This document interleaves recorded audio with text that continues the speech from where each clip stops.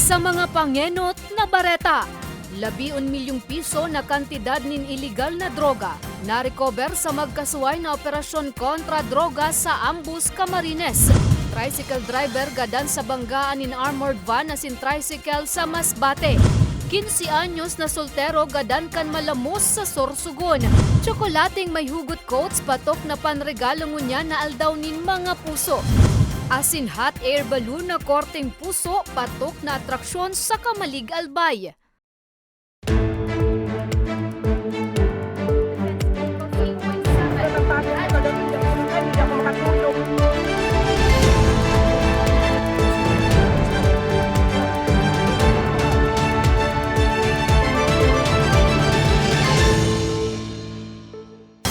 Maray na hapon, Lunes, Pebrero 13, taong 2023. Uninan mga baretang Tatak Bicol. Madadangmanan mga baretang ini sa 88.7 Radyo Uragon Catanduanes sa 90.7 Radyo Uragon Legazpi.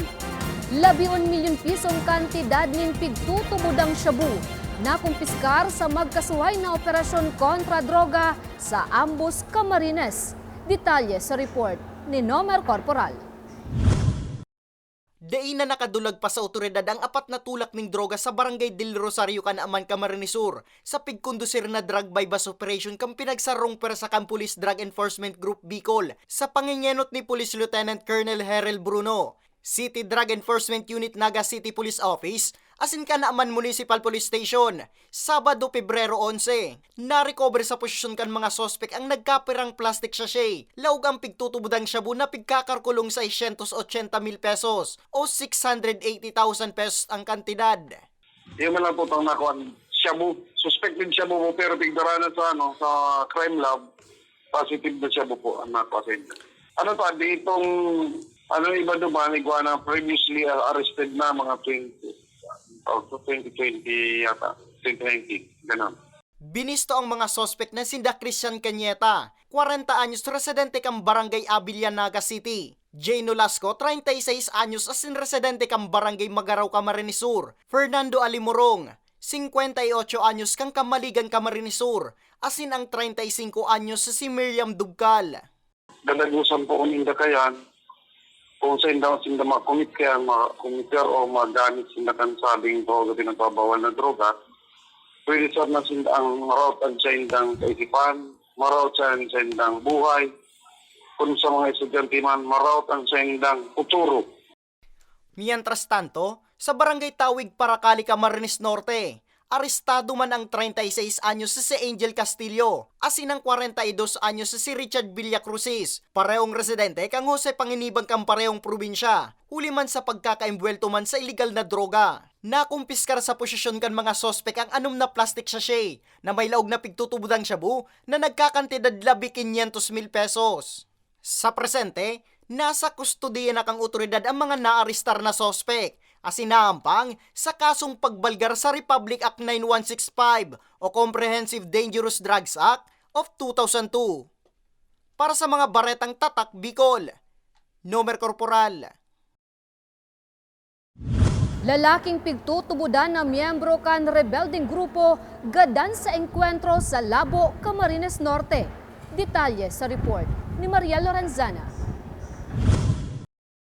Gadan anday na mo na pinangaranan na lalaki na pigtutubudan na miyembro kan rebeldeng grupo sa nangyaring engkwentro entre puwersa kan Philippine Army asin mga rebelde sa Barangay Kanapawan, Labo, Camarines Norte hapon kan Sabado, Pebrero 11. Sigun sa 9th Infantry Spear Division, nagpasiring ang puwersa kan militar sa lugar huli kan sumbong nin concerned citizen na may mga presensya nin rebeldeng grupo sa barangay. Mantang pasiring subot ang sa indang puwersa sa lugar, nagkaigwanan nin ribayan nin putok. Na-recover sa lugar kan pinangyarihan ang napat na magazine, 23 na bala asin sarong M16 na badil.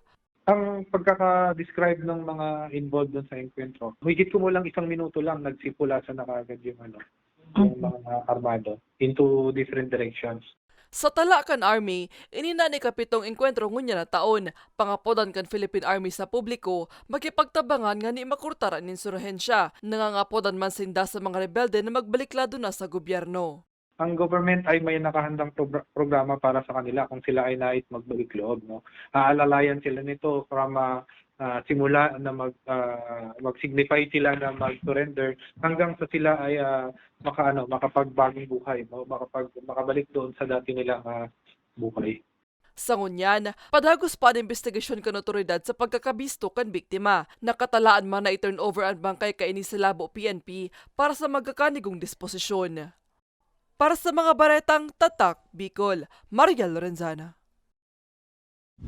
Maniba-ibang panregalo patok ngunyan na aldaw nin mga puso. Tsokolating may hugot coats, mababakal ngunyan sa sarong dakulang mall sa syudad nin Legazpi.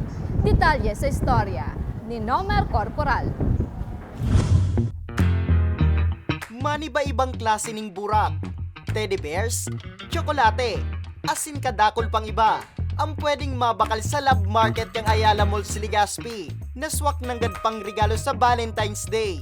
Sa tindahan kan mag-ilusyon na si Cristel Colin asin Francis Carlo. Dried flowers ang pagbibida. Day magadit, ulit ang presyo. Syertong kayang-kaya sa indong bulsa.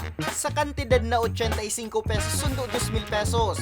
Igwa ka ng pang sorpresa. We cater also yung setup, mga background setup, and then other option na gusto ni customer na gawin namin na sa abot ng mga kaya namin. Maganda siya pang regalo kasi usually kasi pag fresh, after a month or after weeks, nalalanta na. So ito, ma-remember mo pa siya kahit kahit na matagal na. Ago ikse naman sa Love Market ang hugot line sa mga panindang tsokolate ni Lindsay.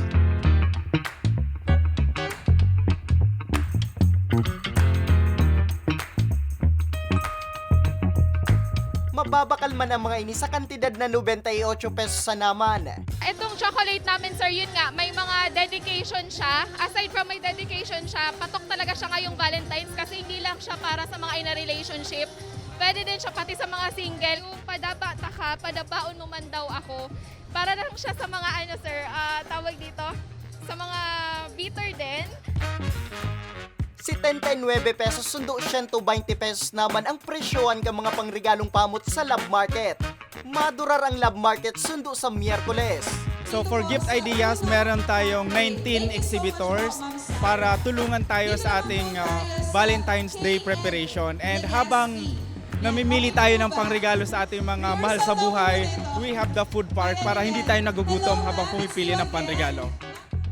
Mientras tanto, sa ground floor kang SM City Legazpi, patok man sa mall goers ang saindang photo booth. Asin syempre, igwa man na mababakal na maniba-ibang pangregalo sa aldaw ng mga puso.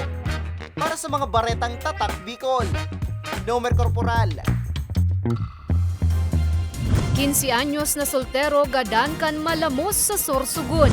Asin hot air balloon na korteng puso patok sa Sumlang Lake sa Kamalig. Yan asin iba pang bareta sa samuyang pagbabalik. Tucked away in the province of Albay, known for its perfectly shaped Mayon volcano,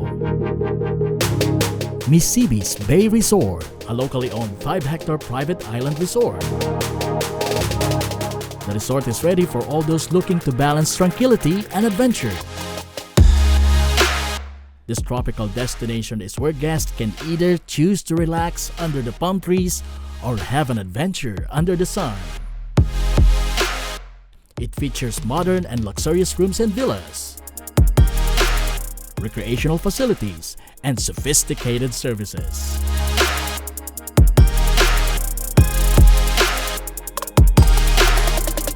Come and experience Misibis Bay Resort, your tropical island getaway.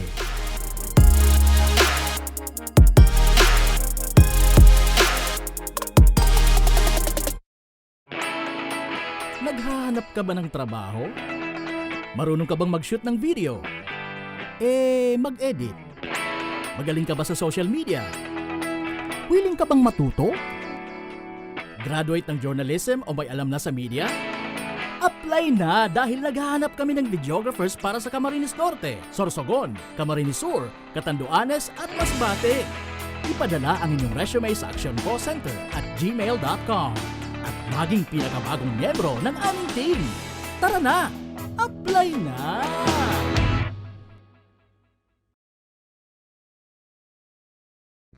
Sa ibong ka nagpapadagos na pandemya, daima nag-uuntok sa pagriparo, ang satuyang sa tiring partido, ang Ako Bicol Party List, yaon pirmi sa pagpadangat kan mga kasaraditan, sa tabang kan manto ni ina, ano man na panahon, hain ka man sa kabikulan.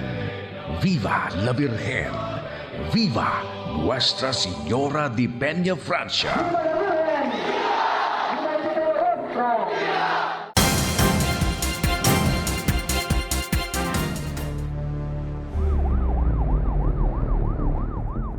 Nagbabalikan ako Bicol Online TV.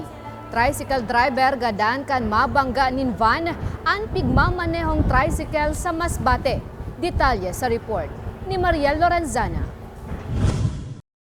Binalo pa man kutang idara sa ospital, alagad binawian man sa nanin buhay ang 52 anyos sa tricycle driver na si Maximo Espinosa kan barangay Dumurong Kataingan, Masbate, matapos na mabangga nin armored vehicle van sa barangay Curbada sa nasabing banwaan pasado alas 2 din hapon kan Biyernes, Pebrero 10. Susog sa impormasyon, gikan walang tinampo, nagpurbar subuot ang biktima na magliko patuo, alagad na okupara ang linya kan papaabot na armored vehicle na nagresulta sa nasabing diskwido. Napag-araman man na may sarong pasahero si Espinosa na maswerteng nagsapos na nanin minor injuries.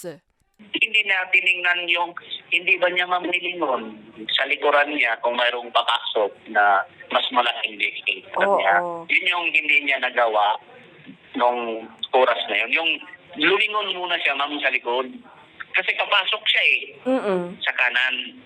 Binisto ang driver kan armored vehicle van na si Ralph Jan Aleria, 25 anyos, residente kan barangay Idingay, Masbate City, na pasiring kuta sa banwaan kan placer nga ni maghatod din kwarta sa land bank.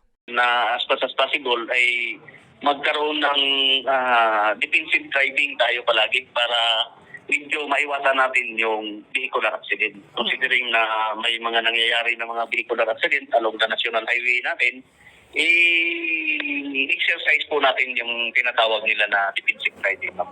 Sa presente, nasa kustodiya na kan Hepatura si Aleria as sinahampang sa kasong reckless imprudence resulting to homicide. Para sa mga baretang Tatak, Bicol, Mariel Lorenzana. 15 anyos na soltero gadan kan malamos, mantang pigsasalbar sa pagkalamos ang duwang kaibanan na minor de edad. Detalye sa report ni Nomer Corporal. Piglalamayan ng unyan ang bangkay ni Kent Jan de Vera, ang 15 anyos na nagbuwis kang sayang buhay matapos na isalbar ang mga pag-iribang nabubutod. Mag-alas 12 ning udto kang Biyernes, Pebrero 10 sa kadagatan na sakop kang Barangay Banoyo, Pilar, Sorsogon. Istorya kan saro sa mga pag-iriban ni de Vera. Nailing niya pang pigtutukdoan kang biktima ang 10 anyos kaaning pamangkin sa paglangoy. Alagad pirang minuto sa nadaang uminagi. Nariparo niya na sanang nabubutod na magpinsan dangan ang saro panindang pag-iriba. Kaya tulos na siyang naghagad ng asistensya. Nagduman sinda, masusog digisaki. Tapos mapaturo na maglangoy. Nagbuso ito. Tapos nagbuso man siya. Nagbuso man sukano, kapitbahay. Tapos dumana, pagtulak kay ni, arani na sa balsa. Na kuha na ini. Tapos kang duman na sa kapitbahay, naglubog na siya duman. Makulog man para kay Carmen ang nangyari sa sayang tugang. Alagad pigpapasalamat nindang mag-agum ang pagkakasalbar ni Kent sa saindang aki. Ito pong kang udan mi din na daw po nagalataw. Kaya sabi ko nagdalagan ako, di ako nag-isip na daw wala po ako kay itong dinalagan ko si tugang ko sa ikutabangan sa tugang ni. Maski suaki ko po na nag-abot, dawa ito marurusay na matutumba na dinalagan niya para matabangan sa tiyoon niya. Iyon na po garantig sa niya na matuwangan po duwang buhay na may salba niya. Di bali garo po, tig-isip kayo, di bali siya na sa nagaro po magadaan. Bako sa na madagdagan pa po kung anong problema. Poko mas o menos alas 12:30 ning ugto kang ma-recover na sa ginibong search and rescue operation kang MDR Remo Pilar. Ang hawak ni De Vera, 7 metro ang distansya sa lugar kang pinangyarihan. Binalo pa man kutang idalagan sa ospital ang biktima. Alagad pigdeklarang dead on arrival. Fortunate naman na nakuha pangalawang langoy, nakuha namin yung bata. So Nung nakuha namin, dinala namin sa pangpang, nilagay namin sa aming scoop stretcher. Binigyan ko po ng CPR and nung nakita ko po na bumula na lang yung bibig, ay inano ko na I deem it necessary na madala na agad sa hospital. So isinama ko yung iba kong tao to perform cardiopulmonary resuscitation along the way. In transit kami po to hospital, and pagdating po namin sa hospital ng 12:50, dineclare na po siya dead on arrival. Para naman kay punong barangay Norberto Misal, dapat sanang tauaning pagbisto ang heroismo ni De Vera na sa iyan ang gandang ibubusol sa lokal na gobyerno, asin matawan maning pinansyal na asistensya ang nabay ang pamilya kang biktima. Napot ko naman si Mayor, igwaman po kuan na may tatabang ang LGU, Pilar. Then ang barangay nagakuyan man po kami.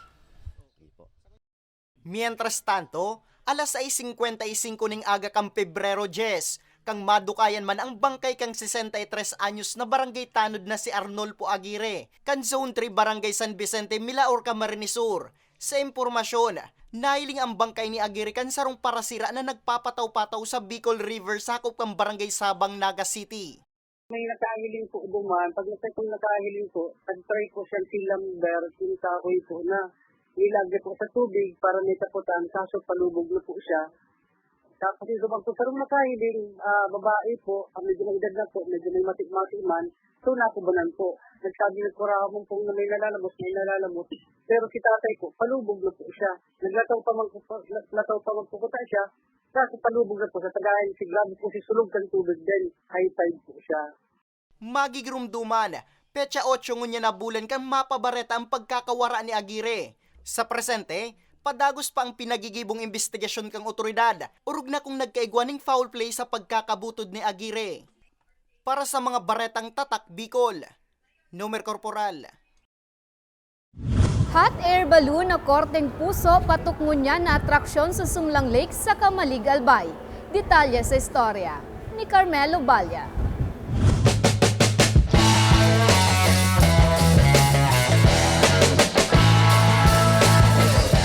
Good vibes ng gad ang hatod sa publiko kan heart-shaped hot air balloon kan Sumlang Lake sa Kamalig, Albay. Syertong mapapawawaan si Sayman, urog na kunini ang personal na mapasyaran.